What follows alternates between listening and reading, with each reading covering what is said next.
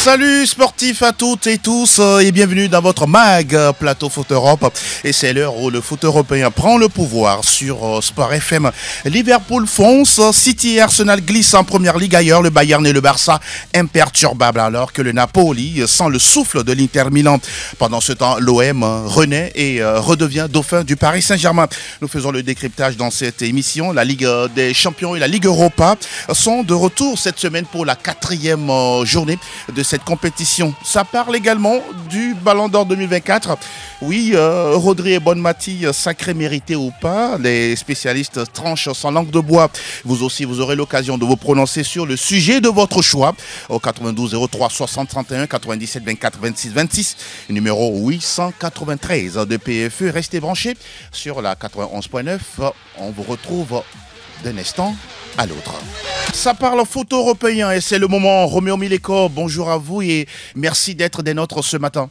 Bonjour Angelo, bonjour à toutes et à tous. C'est un honneur, c'est un plaisir d'être encore là, ici, ce matin pour parler foot. Vous portez très bien, j'espère. Non, ça va, on a passé un week-end un peu long. Un peu long. Ouais, mais bon. Mais c'est pour la bonne cause. Hein. Ouais, bien sûr. Merci et beaucoup. On s'est bien défendu. N'est-ce pas? Vicente Noussoulé, bonjour et bienvenue à vous. Bonjour Angelo, bonjour à tous ceux qui nous suivent. Comment vous sentez-vous ce matin? Ça va, Dieu passe sa grâce, même si un peu fatigué, on tient le coup. Beaucoup de courage, je ne suis pas docteur, mais je vous demande également comment vous allez. Ah oui, Elom Nayo, bonjour à vous. Ah, bonjour.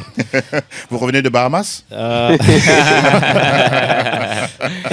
oui, ouais. C'est votre chemise qui est qui vous a trahi. Ouais, voilà. Donc bon peut-être. N'est-ce pas? Peut-être. Hein, peut-être. C'est top secret. C'est top secret. Bonjour Franck Nounyama, comment vous allez? Ça va, merci. Bonjour Angelo, bonjour le plateau. Merci Très heureux d'être là encore une fois. C'est toujours un plaisir et un privilège. Messieurs, on va y aller pour évoquer, oui, l'actualité. Ça fait désormais une semaine que ça s'est déroulé du côté du théâtre du Châtelet à Paris, la cérémonie du Ballon d'Or 2024 avec tout ce que nous connaissons depuis déjà quelques jours. Franck Nounyama, à l'arrivée, oui, les votes finalement ont donné, on pourra dire, la victoire à Rodri, l'Espagnol. Vous, quel est votre ressenti après justement l'annonce de ce vainqueur? Moi, je suis scandalisé, hébété, écœuré, parce que là, on n'a qu'à nous dire finalement que le Ballon d'Or, c'est la famille Amaury qui décide de donner à qui il veut. Parce que là, la dernière fois, il n'y avait aucune raison de donner ce Ballon d'Or à Rodri. Au-delà de tout ce qu'on peut dire par rapport à Vinicius, on lui reproche de ne pas réagir quand il est traité de singe, quand on lui flanque des choses par rapport au racisme, on lui dit non, tu ne dois pas réagir, il n'a pas porté le Real, mais moi je ne comprends finalement pas. Si ce n'est pas Vinicius, au-delà de tout, c'est Carvajal qui gagne. Rodri n'a pas sa place là-bas. Moi, je ne sais pas. Les votants, je ne sais pas s'ils comprennent le football ou pas. Après, on va dire que c'est l'Euro. L'Euro, c'est seulement 7 matchs. Il y a toute la saison que les joueurs ont fait. Mais Rodri n'a pas été le meilleur joueur de son club. Rodri, avec son club, a été éliminé par le Real Madrid. Mais qu'est-ce qu'on veut nous montrer ? Moi, je ne sais pas s'il faut faire confiance à cette histoire de Ballon d'Or. Ça a perdu de sa valeur depuis un moment déjà. D'accord, on a compris, mon cher Vicente. Par rapport au Ballon d'Or. Vous voulez pas réagir. Si vous ne voulez pas réagir, Roméo Mileko, on a choisi, on a décidé avec le verdict, c'est ce qui est tombé, que Rodri soit nominé, ou bien soit élu Ballon d'Or. On parle de vote. Vous, quelle est votre interprétation de tout ça? Oh non, on nous a dit que c'est un Ballon d'Or qui a récompensé le football, le collectif. Je ne veux pas répéter Franck, mais je me dis que si c'est pour récompenser le collectif, faut qu'on nous serve quelque chose de cohérent. Parce que Rodri, dans un collectif, oui, on a dit que c'est la base de Manchester City, c'est quelqu'un qui équilibre l'équipe et tout. Mais je pense quand même que vous pouvez garder Rodri, vous sortez De Bruyne dans l'effectif de Manchester City, vous aurez encore des problèmes. Vous aurez certainement des problèmes. Mais bon, s'il faut primer ou bien récompenser quelqu'un qui a bien travaillé dans un collectif, je pense que c'est Dani Carvajal. Maintenant, après tout, le Ballon d'Or, tel qu'on nous a toujours vendu ce trophée, c'est un trophée qui récompense un joueur qui a individuellement impacté, qui a joué au football, qui a porté son équipe. Et je pense que sur ce point, c'est Vinicius qui mérite largement de partir avec le trophée. On va écouter le lauréat du Ballon d'Or 2024, Rodri, justement, lorsqu'il recevait son prix sur la scène du théâtre du Châtelet. Je l'ai dit à la fin de l'Euro, ce n'était pas une obsession, mais un Espagnol méritait le Ballon d'Or. Et il y avait plusieurs candidats, comme Dani Carvajal, qui l'aurait également mérité. En fin de compte, c'est une justice pour le foot espagnol. La réaction de Rodri, d'abord, avant de parler justement de sa déclaration, pour vous, quelle est votre analyse justement de ce trophée-là? Moi, je ne vais pas aller jusqu'à parler de scandale peut-être, mais je pense qu'il y a plus mieux méritant pour ce trophée, c'est Vinicius clairement, comme vient de le dire Roméo aujourd'hui. Moi, le scandale n'est pas que Rodri l'ait gagné, mais le scandale, ce sont les arguments qu'on nous annonce, que ça récompense le foot, ça venge la non-victoire de Xavi et Iniesta. Donc aujourd'hui, on récompense Rodri parce que Iniesta n'a pas gagné, pas parce qu'il a performé, mais parce que Iniesta n'a pas gagné. Pour vous, Rodri ne le méritait pas?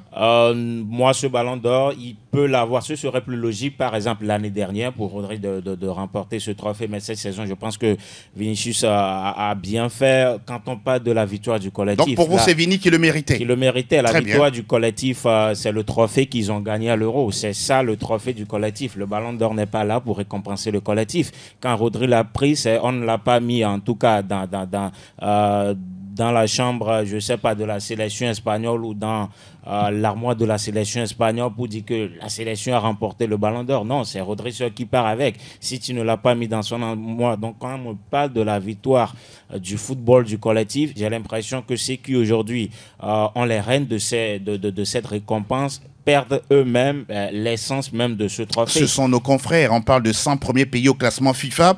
Vous pensez que ces journalistes-là sont bornés, ils ne connaissent rien au football? Déjà, quand vous écoutez les arguments de certains votants, ce qu'ils nous disent, quand on nous dit que Vinicius a perdu 17 ballons dans un match, donc c'est pour ça on ne l'a pas, il n'était même pas dans le top 10. Ça, c'est un avis parmi tant d'autres. C'est un avis parmi tant d'autres. Et c'est ridicule. Moi, ce Ballon d'Or, il s'est passé trop de choses. Parce que déjà... Vous avez les preuves de ce que vous avancez? Quand vous parlez qu'il s'est passé beaucoup de choses? Oui, mais déjà, quand vous prenez dans la journée du samedi, il y avait un classement qui a fuité. Et tenez-vous bien que c'est le même classement... Vous pensez que ce classement est officiel? Vous avez vérifié? Justement, c'est le même classement qu'on a eu le lundi. À la différence que oui. Au soir du lundi, Vinicius est devenu deuxième et Rodri est devenu premier. Donc, donc ce n'est plus le même classement alors? Je ne pense pas que quelqu'un aurait fabriqué... Si samedi on avait un classement oui, et que lundi on a un autre classement, de la c'est qu'il y a quelque chose place jusqu'à la 30e place, oui. C'est exactement ce qu'on a eu dans la journée du samedi. Comment vous expliquez ça? Donc on ne peut pas, c'est à France Football, on ne peut pas me dire que quelqu'un même a fabriqué un classement et que de la 3e à la 30e place, c'est justement ce qu'on a eu, mais que la différence est faite au niveau des deux premières places. Vous avez vu le nombre de points qui sépare Rodri de Vini? Pour l'instant, on n'a pas affiché les trucs. On va dire qu'on va le samedi à venir, non? Donc on va l'afficher. Mais ces histoires de vote, vous savez, je sais que les histoires de vote, moi je fais plus. Moi j'en sais rien, c'est vous qui analysez. Moi je fais plus confiance à ces histoires de vote et tout ça. Donc, voilà. Vous voulez maintenant vous mouiller là-dessus? Non, je pense que l'histoire aura retenu. Sinon, Fatih est toujours devant la télé attendant Vinicius. Non, l'histoire aura retenu que c'est l'un des ballons d'or les moins méritants et les plus polémiqués de l'histoire du football. Oui. Je pense que... C'est quoi vos raisons selon vous? Non, pour moi... Parce que Vinicius Junior du Real Madrid n'a pas été vainqueur. Oui, il faut dire que le ballon d'or, c'est un trophée individuel. Et puis Rodri, sur toute la saison, ne nous a pas fait dire waouh devant un match de football. C'est Vinicius. Je pense que le ballon d'or doit récompenser, comme on le dit souvent. Maintenant, à chaque réponse, on a comme l'impression qu'on trouve toujours des arguments. Vous pensez que les journalistes ne sont pas objectifs, ceux qui votent? Pour moi, je ne sais pas comment le choix se fait. On parle des 100 premiers pays, on a annoncé tout à l'heure. Ce n'est plus le ballon d'or FIFA, on le rappelle, parce qu'il y a également beaucoup qui oublient les critères. Ouais. En 2010, c'était la FIFA qui a récupéré l'organisation du trophée parce que le groupe Amaury avait des problèmes financiers. Et là, depuis, le groupe Amaury a retrouvé de la santé financière et retrouve justement son trophée. Et là, on parle des 100 pays, des 100 premiers pays au classement FIFA, donc chaque journaliste issu de chaque pays. Oui, encore que Bon, pour les 100 premiers pays mieux classés, ce n'est toujours pas Histoire évident. De ne pas faire comme avant, où on avait près de 200 journalistes, et voilà, on votait, par exemple, je ne sais pas, un joueur de Chypre à la première place par rapport à Cristiano Ronaldo ou Messi.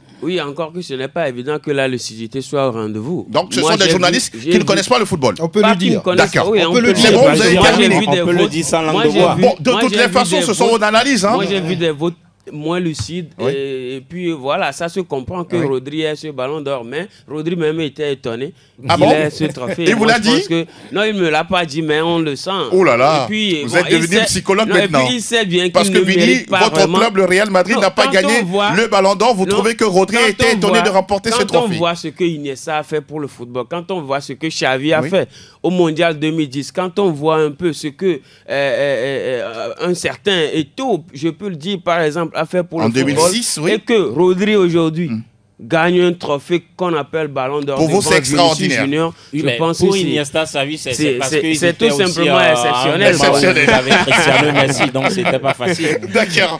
Mais si on va parler de notre trophée et Ballon d'Or toujours, mais cette fois-ci dans le registre féminin, là, peut-être qu'il y a moins de polémique.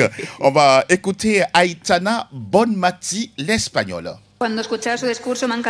Quand j'ai entendu le discours de Rodri, j'ai été plus que ravie car je me suis beaucoup identifiée à ce qu'il a dit. Nous sommes juste un homme, une femme qui voulons jouer au football un peu hors des radars, qui aiment passer un peu inaperçus. Nous devons continuer à être les mêmes. Rodri mérite tellement son titre, mais nous devons rester des représentants de ce football.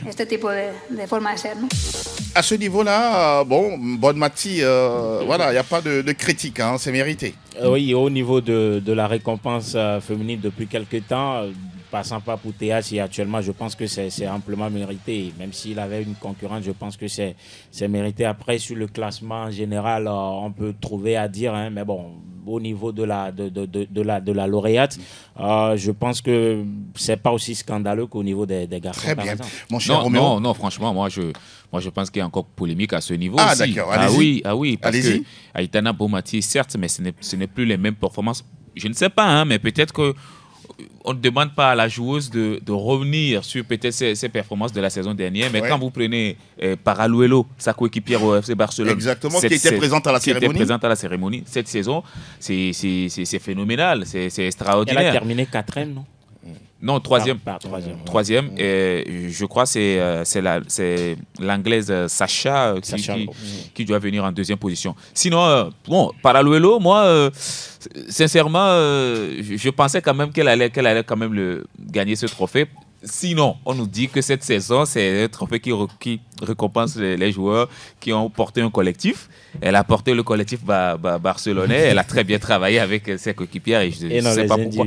Et ben voilà, là, contrairement, on a primé une individualité. Le football féminin espagnol, mine de rien, toujours sur le toit du monde. Oui, bon, elles essaient d'être performantes, les dames au niveau de l'Espagne. Oui. Elles font de très belles choses. Mais ce qu'on va retenir, c'est qu'il y a moins de polémique sur le choix de Aitana Bonmati que celui de Rodri. Quand on vient nous dire que oui, c'est le collectif, ils n'ont qu'à dire finalement qu'à chaque ballon d'or, ses critères. On aurait compris. Parce que là, ils font du n'importe quoi. Mais les critères, vous le savez tous, non? Oui, mais on le On sait parle de performance individuelle, Si performance on prend, par collective. exemple, les critères de cette saison, mais là, Jorginho Vous voulez dire que aurait les été critères Ballon changent d'Or. chaque année? Mais oui, quand Ah on bon? parle du collectif, Oui, ça, c'était quoi les critères l'année dernière? Jorginho, en 2021, C'était quoi par les exemple, critères l'année dernière, monsieur Naléo? les critères, on n'avait pas tellement appuyé sur le fair play parce que cette saison, c'est venu ici. Le fair play était toujours à l'intérieur. Oui, mais on n'avait jamais appuyé. Le premier sur le critère, fair c'est play. les performances individuelles. Ça n'a jamais changé. Individuelles. Ça n'a jamais changé. Mais sauf que En termes quand de- on voit en le termes de- Léréa... En termes de performance individuelle, mais je reviens sur Rodri. Ouais, pour vous, Il c'est ne passe Vini pas Junior. devant Vini Junior. D'accord. Donc, je pense Franck, que vous c'est aviez la parole, c'est la vous allez priorité. continuer. Oui, ça écœure tout simplement. Donc, D'accord. je pense que la dame Bonmati, bon, on peut fermer les yeux Oui. sur quelques petits trucs, D'accord. mais il faut revenir et dire à la famille Amaury Oui. et puis à l'UEFA. Vous pensez, Que- justement, oui, oui, oui. je vous pose la question de savoir, Allez-y. qu'est-ce qu'ils ont à gagner à Maury en donnant le trophée à certains La guerre des influences. et ne le pas donner à qui d'autre? C'est à eux de répondre. Moi, je Ah ne non, sais mais pas parce c'est que vous là, qui le dites, oui, parce donc que là, répondez-nous. oui, bien Qu'est-ce sûr, qu'ils ont à gagner ils à ne se- pas donner le ballon d'or à Vini Junior, par exemple? Le Qu'est-ce qu'ils ont groupe à gagner? Amaury ne se respecte pas. Non. Moi, je ne mâche pas Non, mes Franck mots. Nouyama, non, mais Oui, on ne vous refuse pas de pouvoir vous exprimer. Oui. C'est votre droit. Oui. Mais je pose encore la question. Allez-y. Qu'est-ce que le groupe Amaury, justement, a à perdre ou à gagner en donnant le trophée à Rodri ou à Vini Junior? Je ne sais pas, je dis c'est à eux Il y de a- répondre. moi, Mais parce moi, qu'il y a je- des moi, choses, je pense- quand on vient je- par exemple à associer l'UEFA, je ne sais pas si ça se Oui, fait, voilà, et qu'on c'est dit, l'État. Cette oui, activité alors joue qu'on sait que Alexander Seferin est contre viscéralement contre le président du Real parce qu'il veut la Super League. Mais il y a tout ça là qui rentre. Que ce sont des éléments qui vont c'est des éléments, qui influencent. influencent. Vous avez les preuves de ce que vous annoncez? Je ne dois pas avoir les preuves, mais lorsque vous regardez entre les lignes, vous regardez tout ce qui se fait. Vous pensez que la famille du joueur du Real, par exemple, qui s'est apprêté pour arriver à Paris, ça veut dire que c'est au dernier moment que les choses ont changé. Il y a eu des interventions. Ils ont raison de ne pas être là. Le Real Madrid, par exemple, ils ont raison. C'est leur droit. C'est leur droit. Oui, c'est leur droit. Et c'est ça le fair play. Non, mais je ne sais pas, mais c'est leur droit. D'accord. Parce que quand vous vous sentez embêté, je rappelle très bien pour l'histoire qu'il y a des nominés qui ont été présents mais qui n'ont jamais gagné le Ballon d'Or, mais ils étaient présents dans la salle. Ça aussi, c'est leur façon de voir. Normalement, si le Real se targue d'être le meilleur club au monde, le minimum, c'est d'être au moins présent à la cérémonie. Vous ne partagez pas forcément cette assertion. On ne peut pas leur reprocher de ne pas être là. Ils ont choisi de ne pas être là. Je pense qu'ils ont leur raison. Mais laissez-moi finir s'il vous plaît. Merci. Mais non, attendez. Ça, c'est vous qui l'annoncez. Attendez. Ça, c'est vous qui l'annoncez. Quand on s'appelle le Real Madrid, on se doit peut-être de faire les choses comme les gens l'attendent de nous, comme les gens nous voient. C'est-à-dire comme être présent, par exemple, malgré qu'on ne soit pas récompensé. Voilà, peut-être être présent. Mais ils ont eu le choix de le faire. Là, également. maintenant, je m'attends à voir peut-être la saison prochaine si soit c'est Vini, soit c'est Cavani, soit c'est un autre joueur du Real. Jude Bellingham, par exemple, ou Kylian Mbappé. Voilà, est-ce qu'ils pourront revenir? Parce que déjà, ce que vous venez de faire là, c'est une façon de dire que vous avez craché sur... On retient l'histoire. On note quelque part cette bande-annonce. On va la passer au moment. Moi, je ne les accuse pas. On va évoluer justement. Ça, c'est vous qui le dites. Prenons le cas de Carlo Ancelotti, également, qui était justement vainqueur, tout comme Kylian Mbappé. Carlo Ancelotti, qu'on nomme monsieur de classe, qui n'est pas arrivé. Le Real, c'est le meilleur club. C'est le meilleur club. Sacré meilleur club. Je pense que masculin. Sacré meilleur club masculin. Oui, mais comment on peut avoir le meilleur club masculin et ne pas avoir le meilleur coach et ne pas avoir le meilleur joueur? Pour vous, c'est ça une incongruité. C'est une incongruité. Ça ne s'est jamais produit selon vous? Oui, mais c'est ce qu'on dit. C'est tout ce qu'on a dénoncé. D'accord. De quelle manière? Ok, messieurs, on va continuer. Vous voulez dire quelque chose, 30 secondes? Oui, moi, je pense que le Real ne s'est pas fait respecter sur cette histoire. Donc, moi, je ne peux pas leur reprocher maintenant de ne pas être là. Ils sont libres d'être là ou de ne pas être là. Ils sont libres d'être là. Après, quand on parle de le Real, qui se souvient même du meilleur club masculin de 2017 ou quoi? On ne se souvient pas de ça. C'est pas ce qui importe. Le truc principal pour cette cérémonie, c'est le ballon d'or masculin. Et donc, ça, là, si vous ne l'avez pas, c'est pas aujourd'hui qu'on va savoir qu'Ancelotti est un bon coach. Donc, qu'il soit meilleur coach ou pas. Ancelotti, vous avez un avocat. Moi, je pense qu'on pouvait même donner ça à un jeune coach aussi qui a... Xabi Alonso le méritait. Pourquoi pas? Xabi Alonso. Messieurs, et puis le ballon d'or 2024, allez-y. Et puis le ballon d'or 2024 est déjà oublié, hein? N'est-ce pas? Oui, ça veut dire que ça ne veut rien dire pour vous. C'est comprendre parce que c'est le Real Madrid. On a compris. N'est-ce pas? On ne se rappelle même pas de celui qui l'a gagné. Ça, c'est vous. Ça, c'est vous, en tout cas, pour les puristes. Moi, je ne me souviens plus. C'est qui? Non, mais de toutes les façons, vous êtes libre de donner votre avis. Et justement, l'absence du Real a fait beaucoup plus parler que le ballon d'or de Rodri. De toutes les façons, ce sont vos avis. On le respecte. Ça fait quelques moments que France Football se fout de la Vous voulez continuer l'émission de parler de ballon d'or? Non, c'est bon. Quand Marcel Desailly vient dire il y a une vie après le Real. Vous pouvez continuer, allez-y de parler de ballon d'or. Messieurs, ah oui, c'est comme ça se passe, hein. Chacun est libre de donner son avis justement sur la question. On a terminé avec cette cérémonie. On va désormais remonter le générique. On va parler des majeurs dans quelques secondes. Nous allons prendre la première destination et on y va. Première Ligue Express News.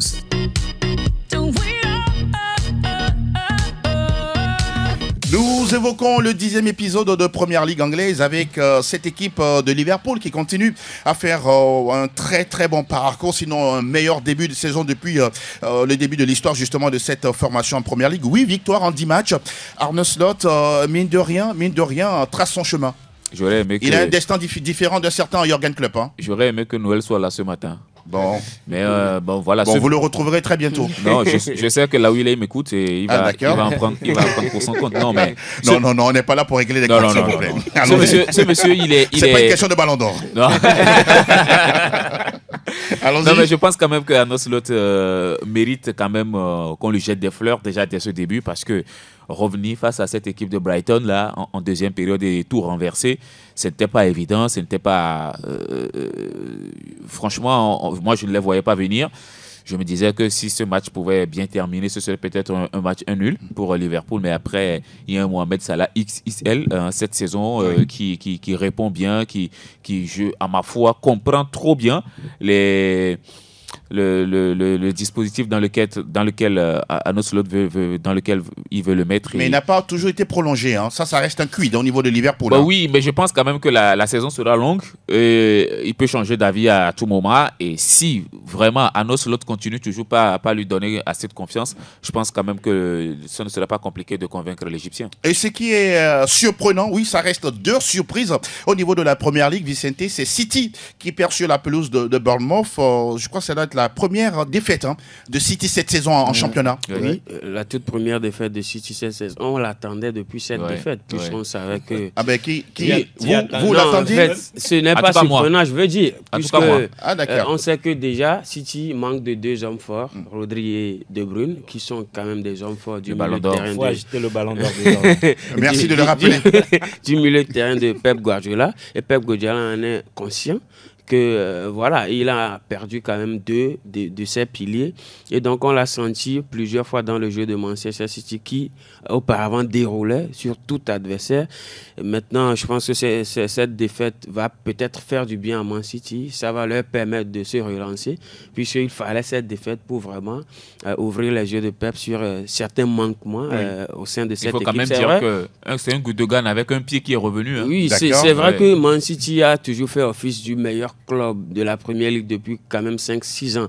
Mais il y a des manquements qu'on ne voit pas forcément. Donc je pense que l'absence de ces 2 hommes a permis quand même à Pep Guardiola, intelligent qu'il est, de voir quand même là où il faut replacer les pions et regagner la confiance en Première Ligue et prendre les devants. Parce que là, Arne Slot est en train de gagner du terrain. Et devant, ça peut craindre pour Manchester City. Ce qui est curieux, c'est que Bournemouth a déjà battu Arsenal également cette saison. Et mine de rien, c'est une coupeuse de tête, cette équipe-là, en 30 secondes. Ah oui, c'est une équipe qui est là pour déranger les gros, parce que déjà, quand vous les voyez face aux petits, ils ne sont pas aussi ce qu'ils sont. Mais quand vous les voyez face aux grands, il y a le... C'est comme Aston Villa la saison dernière. Voilà, le Ghanéen Antoine Semenyo, qui est très bien, qui a été très bien dans ce match hier. Et donc voilà, c'est juste un club qui est là pour déranger les gros.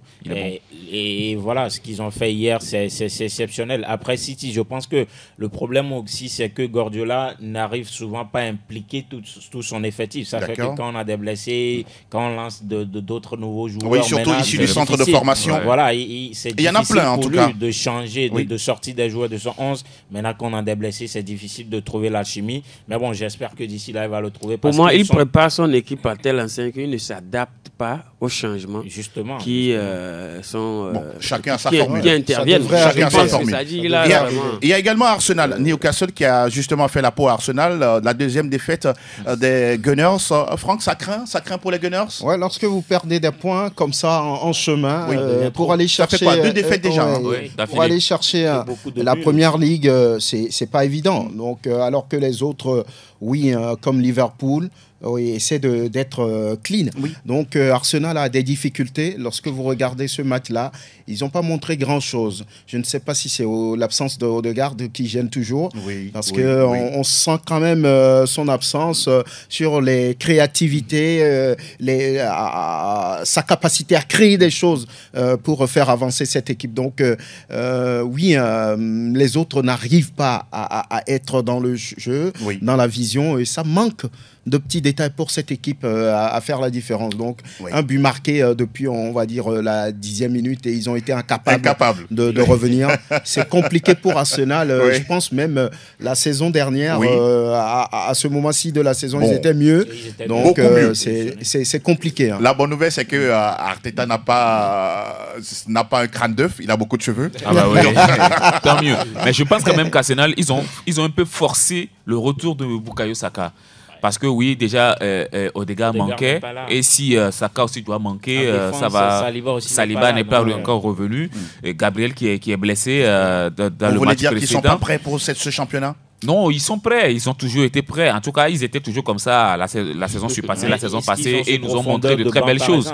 Oui, Mais cette fois, ils ne se sont pas trop renforcés, certes, mais quand même avec ceux-là qu'ils avaient. Calafiori est arrivé, non? Oui, Calafiori, à part lui, il n'y a pas. Ketia est parti. Oui, il y a Leandro Trossard, il y a Kai Havertz, qui est toujours là. Martinelli. Il y a l'ancien de Chelsea, là, et le Giorgino, qui est toujours là. Donc, oui, Thomas Partey qui, à chaque fois, soit il joue au milieu, soit il joue dans le couloir. Ben White, un peu en débutant. Pour vous, c'est pas stable? Non, c'est pas stable, mais il faut quand même leur faire confiance. D'accord. On rappelle que Tottenham a corrigé Aston Villa 4-1 avec un doublé de Dominique Solanke. Et puis le gros match, ce gros combat entre United et Chelsea, à l'arrivée, 1 but partout avec Caicedo qui a marqué, c'est le joueur le plus cher de Première Ligue. On a sorti 100 millions d'euros pour aller le chercher du côté de Brighton, si ma mémoire elle est bonne. Et Bruno Fernandes qui a marqué le tout premier but de la saison. Ruben Amorim qui est annoncé comme le successeur de Erik ten Hag. Bonne nouvelle pour Manchester United? Et bonne ou mauvaise nouvelle, on attend de voir. Il semble que c'est un disciple de José Mourinho. Ah ouais. Mais là, vous changez d'avis. Mais en mieux, je ne change pas d'avis, mais je pense que cela ne dépend pas forcément de l'entraîneur qui vient. Mais c'est une question de leadership à United, non? Effectivement. On a les joueurs, mais on n'a pas l'entraîneur qu'il faut. Effectivement, mais je pense que c'est aussi le vestiaire. Est-ce que le vestiaire a assaini avant son arrivée? Puisqu'on a quand même presque les mêmes joueurs. Oui. Bruno Fernandes, par exemple, je prends l'exemple sur Bruno Fernandes, qui nous a quand même bluffé sur 2-3 saisons. C'est quand même curieux, non? Il faut attendre la 10e journée pour avoir un premier but de la part de Fernandes. Voilà, et puis après 0. Donc je pense que il faut également des joueurs, qui soient au niveau. Oui. C'est vrai que pour l'instant, il n'y en a pas assez. Il n'y en a pas assez, mais il y a de gros noms. Oui, Casemiro, Rashford, Ugarte, Rashford, des joueurs. Quand vous écoutez leur nom, vous avez comme l'impression d'être mais dans un nid de stars. Et puis, les performances ne suivent pas forcément sur le terrain. Mais je pense qu'il y a un gros travail qui attend Ruben Amorim. Et puis, Amorim, pas Amorim. Amorim, bon, ça nous rappelle quelque chose. On peut faire Amorim.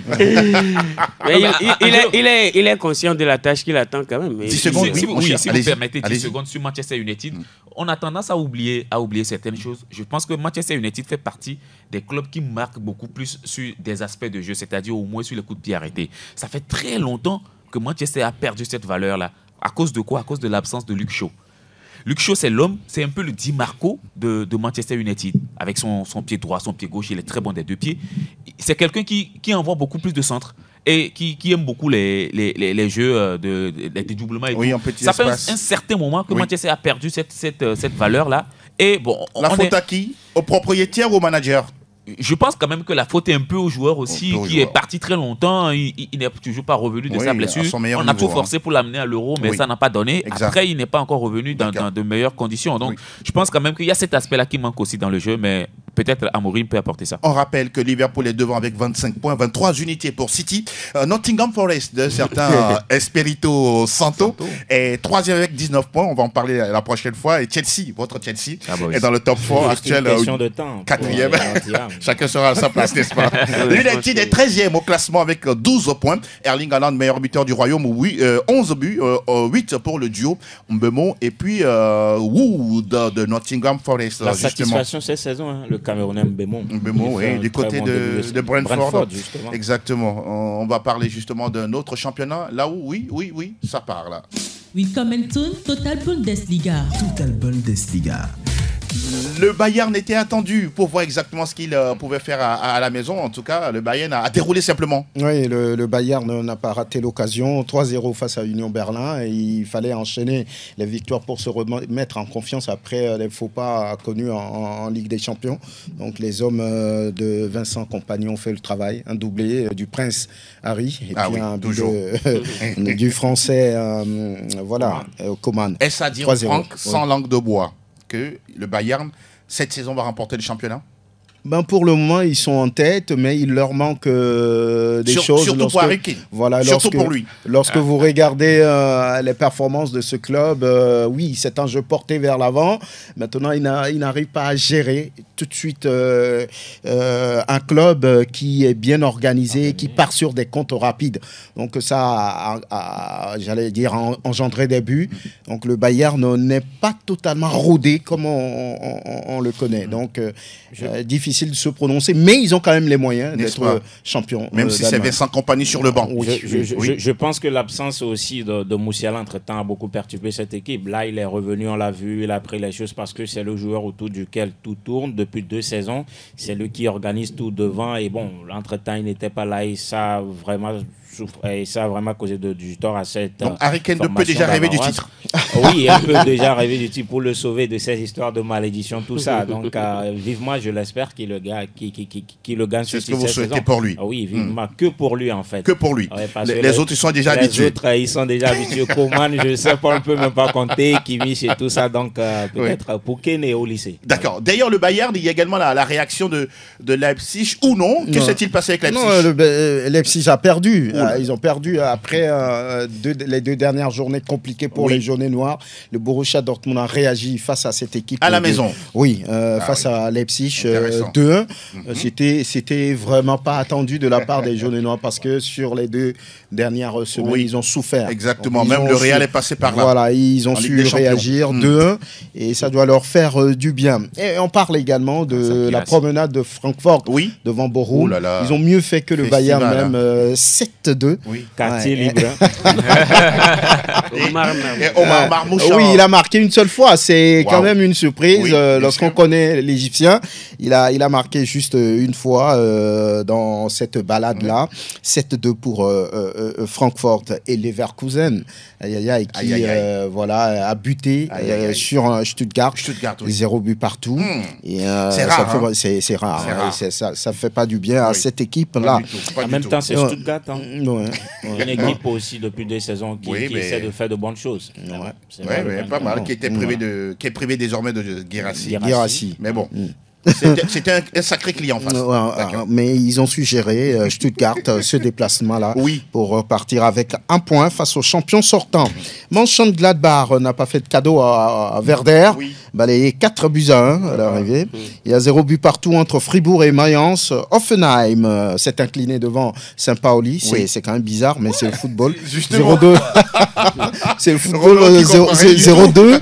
Et il y a un partout entre Wolfsburg et Augsbourg. Et puis, les promus qui font la fête. Holstein Kiel a également dominé à Heidenheim. Oh, ça va bien. Ça va bien pour Kiel. Ça fait du bien. Ça fait du bien. Et au total, ça fait 25 buts. Bon, on va dire une moyenne de 2 buts par match. Et puis lorsqu'on regarde les buteurs, le Prince Harry est bien là. 11 réalisations en tête. Deuxième, Omar Marmouche. Une unité d'écart, 10 buts. Troisième, le Nigérian Victor Boniface, 6 buts. 6 buts également pour Tim Kleindienst. Le nouvel attaquant de la Mannschaft. Et puis Michael Olise, qui est à 5 réalisations. La meilleure attaque, vous devinez, c'est le Bayern avec 32 buts de marqués. La meilleure défense, c'est vrai, Leipzig battu, mais reste la meilleure défense avec seulement 5 buts encaissés depuis le début du championnat. Quand on regarde le classement, on a le Bayern en tête. L'écart se creuse un tout petit peu, 23 points. Leipzig deuxième, 20. Troisième, Francfort, 17. Le Bayer Leverkusen est 4e avec 16 points. Et le Borussia Dortmund qui boucle le top 5 avec 16 points aussi. Lorsqu'on descend, on voit 14e position, Wolfsburg, 9 petits points. 15e, Saint-Pauli, 8 points. Offenheim, 16e, 8 points aussi. Holstein Kiel arrive à la 17e position avec 5 points. Et le plus mauvais élève de la classe, c'est bien Bochum, 18e, un petit point sur 27 possibles. C'est pas évident. Que Bochum, en tout cas, arrive à se maintenir. Mais c'est le football. Lyon en sait quelque chose. Bien sûr. Donc, Chine, vous restez des nôtres. On va continuer de parler majeur. Et tout de suite, on va du côté de... Aquí está la Liga Española. Qu'il fait bon vivre en Catalogne, oui, pas le cas en Valence. On rappelle qu'il y a eu des pluies diluviennes là-bas et très très dommageable. Vraiment une pensée à toutes ces personnes là-bas. La preuve, le match Valence-Real Madrid n'a pas été joué, c'est bien normal. Pendant ce temps, le FC Barcelone à la maison face à l'Espagnol, son voisin. Le derby a servi justement à Dani Olmo de permettre un doublé avec Rafinha également qui a marqué. Ça fait quoi, 11 victoires sur les 12 derniers matchs pour le Barça. Vicente, la dernière fois, vous aviez dit que le Real Madrid peut être toujours champion. Vous maintenez votre oui, c'est encore analyse. Quand on sait que on est juste ce Barça-là ne fait pas peur oui, à votre Real Madrid? Effectivement, c'est une équipe de Barcelone qui déroule, tout simplement, qui a aujourd'hui quand même en son sein les meilleurs joueurs d'Europe actuellement. Mais je pense que la rivalité de ces deux équipes-là nous maintient encore le Real Madrid absolument, en vie. Absolument. Et tout est encore possible. Oui. C'est vrai que ça fait quand même 9 points avec un match en moins pour le Real Madrid. Exactement. Mais je pense que le Real a toujours la possibilité de revenir. Maintenant, ce sera très compliqué, il faut le rappeler, parce que c'est une équipe de Barcelone aujourd'hui qui a été métamorphosée par le technicien. La jeunesse ou le travail du technicien? Oui, les deux combinés, je pense, parce qu'il y a déjà de la jeunesse. Les Yamal, qui aujourd'hui fait quand même office des meilleurs joueurs. Vous avez vu son extérieur hier pour Dani Olmo? Cette passe exceptionnelle. Donc, on m'a écrit dans mon box qu'ils ont trouvé le successeur de Luka Modric. Non, pas encore. Il doit encore aller à l'école. Non, mais je pense que c'est une très belle passe qui a été donnée. Et puis, il faut également mettre en lumière ce joueur, Rafinha, qui aujourd'hui est en train de faire une saison exceptionnelle. Oui. On ne l'attendait pas à ce niveau. L'année dernière, c'était de la catastrophe. Il a failli même être transféré. Et cette année, mais Rafinha nous sort un début de saison exceptionnel avec beaucoup d'implications sur les buts du Barça. Il me semble que c'est 15 matchs, toutes compétitions confondues, 11 réalisations. Exactement. Et 9 passes décisives. Wow. Je pense que c'est l'un des meilleurs débuts d'un Brésilien dans un club européen, et cela dépeint sur la performance du Barça en général. C'est une équipe qui fait rêver, qui fait fort en ce début de saison. Maintenant, vivement que cela continue. Exactement, parce que là, c'est l'équation la plus compliquée. Rester sur la constance. Comment expliquer la métamorphose de Rafinha, rapidement? Oui, je pense que Flick l'a redonné de la confiance. Et moi, j'ai écouté une sortie. C'était pas le cas avec Xavi. Il parlait de Xavi. Donc, pour vous, le coach a eu son rôle à jouer. C'est ça, même avec les jeunes. Il y avait ces jeunes avec Xavi la saison dernière, mais on ne les a pas vus à ce niveau. Donc, cette saison, je pense que Flick les a carrément redonné confiance. Rafinha aujourd'hui, pour moi, dans le secteur offensif de ce jeu, c'est lui le meilleur joueur, et il illumine tout simplement ce jeu. Il a une liberté devant, il peut aller partout il veut, ça fait qu'il est à l'aise, il déroule tellement son jeu, et voilà, il a plus de confiance maintenant par rapport à Xavi, où il disait hier qu'avec Xavi, déjà 1 heure, tu penses à sortir, il ne te fait pas confiance, il te sort très vite, et tout ça. Je pense qu'aujourd'hui, il a beaucoup plus de confiance. Et c'est ce qu'il est véritablement. Maintenant, bon, on l'atteint également en sélection. Oui, ça c'est vrai. Ça c'est un autre aspect. Voilà, c'est un autre aspect. Il a même déjà commencé par marquer sur coup de pied, sur coup franc. En sélection, il a fait la dernière fois quelque chose qu'il n'a jamais fait en sélection. Donc, je pense que oui, là-bas aussi, ça le suit. C'est un peu... C'est vrai que Flick lui a apporté quelque chose, mais lui-même, il se sent maintenant concerné. En tant que capitaine, par exemple? Oui, en tant que capitaine, porter ce brassard-là, je pense que ça l'a totalement libéré. C'est des joueurs... Vous aviez été déjà capitaine Oui, quand j'étais encore au cours primaire. Ah d'accord, j'imagine. J'imagine. Si tu viens avec, si tu n'as pas ton équipement complet, tu ne joues pas. Ça ne libère pas Balerdi. On va arriver à ce niveau. On n'est pas encore là. Nous rappelons que l'Atlético de Madrid à domicile s'est imposé 2-0 face à Las Palmas avec le but du fils d'eux. Voilà, vous avez compris. Sorlotte également a marqué. Le fils de l'homme. Le fils de l'homme, voilà. Gérone a battu les Ganes 4-3, et puis la belle victoire de la Real Sociedad sur la pelouse du FC Séville, 2-0 au classement. On a le Barça qui a 33 points, 24 pour le Real qui a un match à moins, faut-il le rappeler. L'Atlético est 3e, 23 points, et puis 22 unités pour Villarreal. Robert Lewandowski est le Pichichi de la Liga, 14 buts, 7 pour le duo Rafinha et Ayoze Pérez. Nous filons rapidement du côté de Benvenuto Calcio Italia. Nous parlons de la 11e journée de la Serie A italienne. Franck, l'Atalanta Bergame qui a puni le Napoli 1-0, pardon 3-0. C'est la deuxième défaite de Napoli. Visiblement, c'était pas attendu pour les hommes d'Antonio Conte. Tout le monde est surpris parce que quand on voit un peu ce que les Napolitains produisent depuis le début de la saison, c'est un club solide avec Conte que vous connaissez qui ne badine pas. Donc 3-0 face à... Quand il était capitaine à la Juve, attention. Attention, face à 3-0 face à Atalanta, c'est quand même surprenant. Doublé de Lookman. Oui, on s'est dit que le club a complètement dérouté. Ils n'ont pas hésité dans ce match-là. Je pense que la vitesse de Lookman et puis de ses coéquipiers qui tournaient autour de lui ont véritablement déséquilibré, disloqué, j'avais envie de dire, la défense napolitaine. Donc à l'arrivée, c'est quand même mérité, mais là, ça ne ressemble pas à ce que Naples fait en ce début de saison. Deux défaites déjà, une seulement pour l'Inter Milan, rapidement, allez-y. Je pense que Gasperini, à un moment donné, on doit lui rendre hommage. Vous pensez qu'il est sous-coté? Il est sous-coté. Bon, c'est pas aussi Ancelotti, Klopp ou quoi, mais je pense que c'est un entraîneur depuis qu'il a pris cette équipe d'Atlanta. Il fait de très belles choses. Atalanta. Atlanta. Voilà, de l'autre côté de Minneapolis. Atalanta, on se souvient de ce Final Four lors du Covid et tout ça. Oui, tout ce qu'ils ils étaient en demi-finale, non? Ils étaient en demi-finale, éliminés par le Paris Saint-Germain. Oui, en Ligue des Champions, exactement. Et voilà, il faut... Finaliste et vainqueur de la Ligue Europa. De la Ligue Europa, je pense que c'est face au Bayer Leverkusen. Justement, qui fait du bien avec cette... Voilà, il est même capable, s'il n'a même pas ses cadres, il est capable de les changer. Ça marche très bien. Il a démarré ce match sur le banc. Sur le banc. Et il rentre et il marque. Intéressant. C'est là où moi ça m'intéresse. Est-ce que je me dis, si la squadra Azzurra n'a pas retrouvé son numéro 9? Retegui. Pourquoi pas? C'est une... Je rappelle que Balotelli est revenu aux affaires. Mais pas pour la sélection. Mario, Super Mario. L'Inter Milan a battu Venise 1-0. La Fiorentina s'impose sur la pelouse de Torino 1-1 également. Même score pour le Milan, c'est chez Monza. Et la Juve qui gagne 2-0 face à l'Udinese. Oui, j'ai envie de vous poser cette question-là. Naples, Inter Milan, Atalanta, la Fiorentina. Qui est mieux placé pour rester au top du classement? L'Inter Milan tout de suite, moi je vous dis. Pour vous, ils vont revenir? Oui. Je les vois venir parce que... Vicente qui n'est pas forcément de votre avis. Bon, il est libre. La façon dont ça commence avec le Napoli, je doute fort pour que ça garde cette même combativité. Mais ils ont quand même un bel effectif. Romelu Lukaku, Kvaratskhelia, Zambo Anguissa. Ça n'a véritablement pas changé, certes.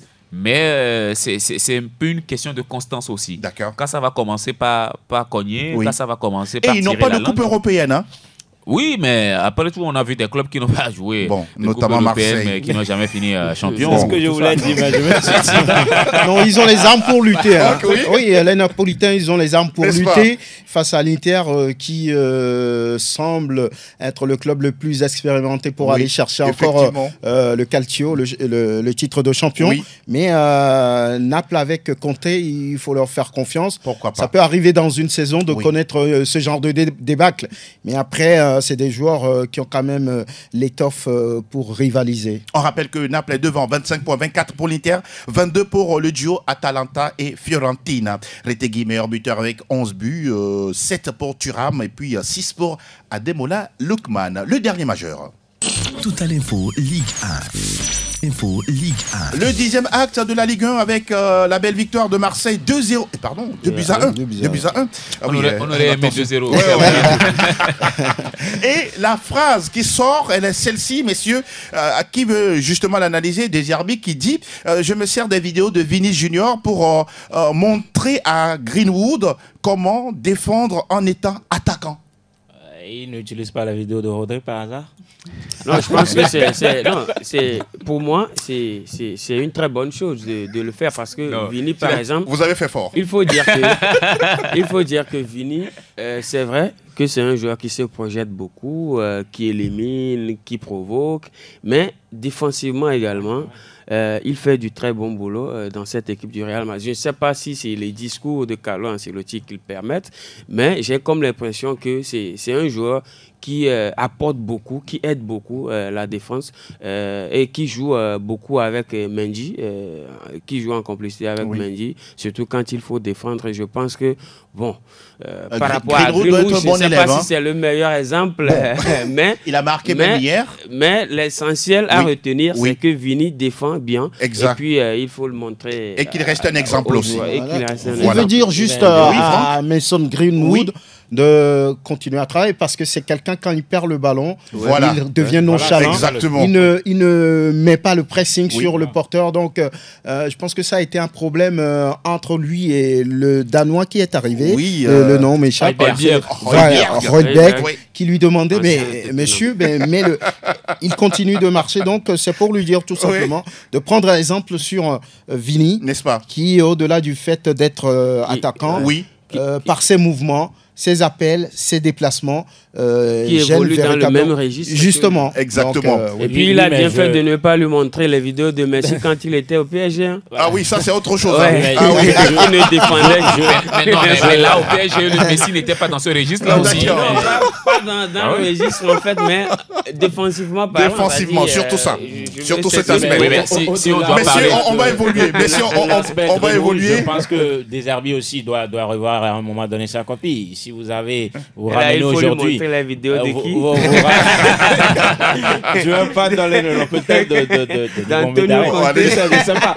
Si aujourd'hui vous ramenez Kondogbia en défense centrale, je suis désolé, ça ne marche pas. Hier, Chancel Mbemba pendant ce temps est toujours quelque part. Et vous avez pris Brassier qui vous a impressionné en défense centrale. Maintenant vous l'avez pris, vous le mettez sur le côté, il ne performe pas, vous le foutez au banc. Pour vous c'est une anomalie. C'est une anomalie. L'arrivée de Rabiot aussi a beaucoup bousculé les choses. Ça fait qu'aujourd'hui Kondogbia n'a plus sa place au milieu et tout ça c'est à voir. Et surtout Eliwahi qui est retourné sur le banc. Ça lui c'est un choix. Oui, ça le rattrape. Il avait juré de pas jouer à l'Olympique de Marseille et ça le rattrape. Comme quoi, c'est ça. C'est ça. C'est le moment. On rappelle que Lille et Lyon ont fait match nul 1 but partout. Paris Saint-Germain s'est imposé 1-0 face à Lens. Au classement, le PSG est devant avec 26 points, 20 unités pour l'OM, tout comme Monaco. Et puis Lille qui est 4e avec 18 points. Barcola, meilleur buteur du championnat, avec 8 réalisations, 7 pour le duo Jonathan David et Mason Greenwood. Messieurs, sans transition, on va parler rapidement d'autre chose. La 4e journée de Ligue des Champions, messieurs, mardi, ça revient pour le compte justement des matchs à venir. D'abord, Franck, le match Real Madrid-Milan AC, qu'est-ce que ça vous dit? Non, c'est une très belle affiche lorsqu'on regarde un peu l'histoire des deux clubs. Je pense que derrière le Real Madrid, c'est le Milan qui l'a gagné à 7 reprises, si je me trompe. Donc, 2 Ligues de champions pour les deux clubs. Donc, c'est des puissances européennes. Donc, sur les 4 derniers matchs, ou bien sur les 4 fois qu'ils se sont affrontés dernièrement en Ligue des Champions, il y a eu 2 victoires, 2 nuls. Voilà. Donc, je pense que c'est des clubs qui peut-être ont le même niveau, mais entre-temps, le Milan a plongé un tout petit peu. Donc, oui, ça reste un match à suivre. Et l'homme Nayo sur le duel Liverpool-Leverkusen? Je pense que la tendance est plus du côté de Liverpool qui a encore gagné ce week-end et Leverkusen qui, depuis un certain moment, a sa tangue. Et donc, voilà, il va falloir fouetter le moral des hommes de Xabi Alonso dans cette rencontre. Mais je pense que Liverpool part avec la faveur de pronostic, avec Salah et tout ce qu'on peut avoir actuellement, cette défense solide. On a vu que Leverkusen, cette saison, s'encaisse trop. Et cette défense face à, par exemple, à Salah, Diaz ou Gakpo, ça va prendre un peu une défense feu, aussi où on a perdu Koussounou. Et donc c'est dur actuellement, avantage à Liverpool. Ça ne marque pas aussi. Rencontre. Quand même, Leverkusen a des atouts. Et ils ont des atouts, mais Liverpool en a plus. Très bien. Voilà. Mercredi, on rappelle quelques matchs rapidement pour ce mardi. On aura Lille, Juventus, PSV, Gérone ou encore Bologne, Monaco. Mercredi, on aura des autres affiches intéressantes les unes les autres. On aura Bayern, Benfica, Lisbonne. Ça vous dit quoi déjà? C'est une question de bébé. Je pense quand même que oui, c'est vrai, quand vous parlez d'atouts, le Benfica en a aussi. Quand on prend un peu les vieux briscards comme Di Maria ou Otamendi, je pense que Vertonghen est parti, non? Ou il est parti. Il est parti, oui, je pense qu'il est parti. Bon, voilà. Mais il y a cette équipe du Benfica, ce n'est plus le Benfica qu'on connaissait. Ça ne De donne plus Zébio. tellement. Ouais, voilà, ça ne donne plus tellement envie d'aller regarder. Mais oui, je pense quand même que ça va être un sacré duel. Attention, quand on sait que le Bayern a déjà perdu face à un club Aston un peu Villa. moins que lui, qui est Aston Villa. Ça peut aussi lui poser beaucoup de problèmes face au Benfica. Donc je pense quand même que Kompany et ses hommes seront en tout cas, vont bien démarrer ce match-là pour éviter la surprise. Vicente, Inter Milan, Arsenal. Ouais, un match très, très attendu. Je pense que c'est un match qui sera très disputé parce que ce sont quand même deux clubs qui évoluent bien dans leurs championnats respectifs. Quand on prend l'Inter Milan du côté de la Série A, on va dire que ils sont en train de jouer les premiers rôles parce que c'est Napoli qui est devant, certes, mais l'Inter est beaucoup plus susceptible d'occuper la première place dans les jours à venir, on peut le dire ainsi. Maintenant, Arsenal, c'est un peu moins en Premier League. En ce début de saison, on a parlé des blessures, mais Arsenal ne carbure pas fort en ce début de saison. Maintenant, en Champions League, c'est une autre histoire, c'est vrai. C'est un autre match qui va se disputer. J'espère bien que le retour de Bukayo Saka fera du bien à Arsenal. Et il ne faut pas oublier que l'Inter également a de très bons défenseurs. Et là, Arsenal va devoir multiplier beaucoup d'efforts pour se passer de cette défense-là et emporter cette victoire. Mais je rappelle qu'on est dans une formule particulière de la Champions League et que chaque point compte et que chaque victoire ou chaque défaite est très importante. Excellent. Sans transition, on va parler rapidement de l'Europa League avec les matchs pris pêle-mêle, Galatasaray, Tottenham ou encore Fenerbahçe de José Mourinho qui joue contre AZ Alkmaar. Offenheim croise Lyon. Pourquoi vous riez? Je ne sais pas. Ça, c'est l'émotion. Vous n'êtes pas sérieux. Il ne va pas Vous n'êtes pas changer. sérieux. La Lazio Rome accueille le FC Porto. On va aller tout de suite voir avec nos auditeurs. Plateau Foot Europe, le coin des auditeurs. Le coin des auditeurs.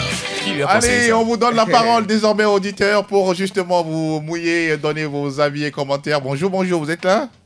Oui, bonjour, monsieur Michelet. Oui, Padé? Non, c'est l'abbé. Ah, l'abbé, comment vous portez-vous? Allez dire à l'abbé. Oui, je rentre de votre côté. Merci, nous allons tous bien également. Allez-y, nous écoutons. Je ne sais pas si le prix de ce du ballon de la fête. Nous vous recevons un peu mal. Je disais, je ne sais pas si vous préférez le ballon de la paix. Ou si les quartiers L'abbé, ce serait bien de vous repositionner, s'il vous plaît. Parce que là, on ne vous perçoit pas très très bien. On va prendre un autre derrière. Vous pouvez revenir. Allez, bonjour. Oui, bonjour l'animateur. Oui, nous allons bien. Romain Falilou. Ouais. Allez-y pour vos commentaires. Bonjour à tous les plateaux. Oui. Bonjour. Concernant le ballon d'or, franchement, Allez-y. on n'a rien compris du tout de ce ballon d'or. Oui. Concernant les critères qu'ils ont donnés, si j'ai une bonne mémoire, Carvajal devait même remporter ce ballon d'or par rapport à Rodri. Ils n'ont pas voulu donner ça à Vinicius parce qu'ils n'ont pas pu faire quelque chose à la Copa América. Et qu'ils parlent de l'Euro, Carvajal en a tout. Même il a été sur le terrain en finale. Bon. Maintenant, le ballon d'or, on ne comprend rien du tout. Vous êtes en colère ou quoi? Ou bon, vous êtes fair play? Non, c'est fair play, c'est fair play. Seulement qu'ils n'ont qu'à changer leur système de vote. Mais concernant la Ligue des Champions, comme c'est une nouvelle formule, seules les petites équipes qui sont en train de gagner des points les dents. Voilà, c'est justement ça. Ah bon, les petites équipes, hein? Ouais. D'accord. Quand vous voyez Brest en deuxième très position. On va prendre quelqu'un d'autre. Merci beaucoup, Romain Falilou. Merci infiniment. Bonjour. Oui, c'est la qui est. Voilà, là c'est mieux. Allez-y. Je dis, je ne sais pas si le ballon doit devenir un peu mauvais de la paix. Oui. Ou sur la performance. Je ne sais pas, les journalistes qui disent le ballon d'or. Oui. Je me dis plutôt qu'ils doivent changer cette dimension pour les journalistes. Ils doivent prendre une autre dimension pour des vrais spécialistes pour voter le ballon d'or. Parce qu'il y a certains qui ne vont pas plaisir. Oui, justement. Je peux vous assurer qu'il y a eu des facilités achetées. Pour vous, ce n'est pas rationnel. Ce n'est pas rationnel. Il y a eu des facilités achetées. Oui. Pour Et c'est très scandaleux. Ce ballon d'or est très scandaleux. Pour vous, c'est le plus scandaleux. Vous ne comprenez absolument rien. C'est le plus scandaleux de ballon d'or. D'accord. L'abbé, on a retenu justement votre réaction. On se donne rendez-vous très bientôt. On va prendre un autre derrière vous. Bonjour. Oui, Angelo Foliko. Oui, nous allons bien et vous? Ça va. Bien. Rappelez-nous le petit nom. Tommy, le défenseur géant. Oui, Tommy, ça fait un moment. Tommy, allez-y rapidement. Oui.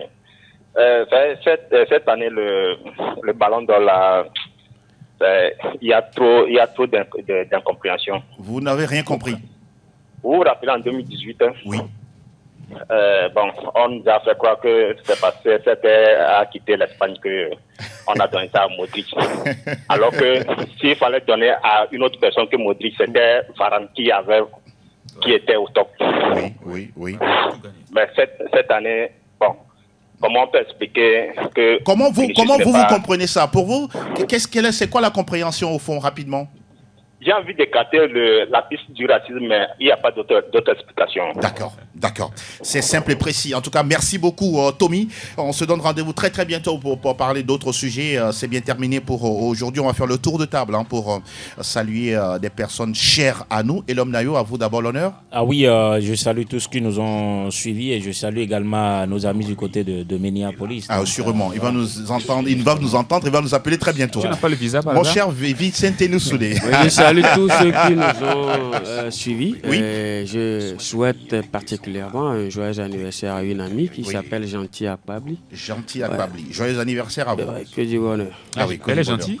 Roméo Mileko, allez-y. Plus que gentil. D'accord. Alors, je voudrais quand même dire bon début de semaine à toutes et à tous et merci à tous ceux qui nous ont suivis. Merci d'être passé. Franck Dougnama en boucle avec vous. Une merveilleuse semaine à toutes et à tous. Merci beaucoup, chers messieurs, d'avoir pris la peine de partager ces moments avec nous. Merci à Elom Adovon, tout comme à Oke Kujo. On se donne rendez-vous vendredi avec toujours le même plaisir, la même passion. Belle semaine à toutes et à tous.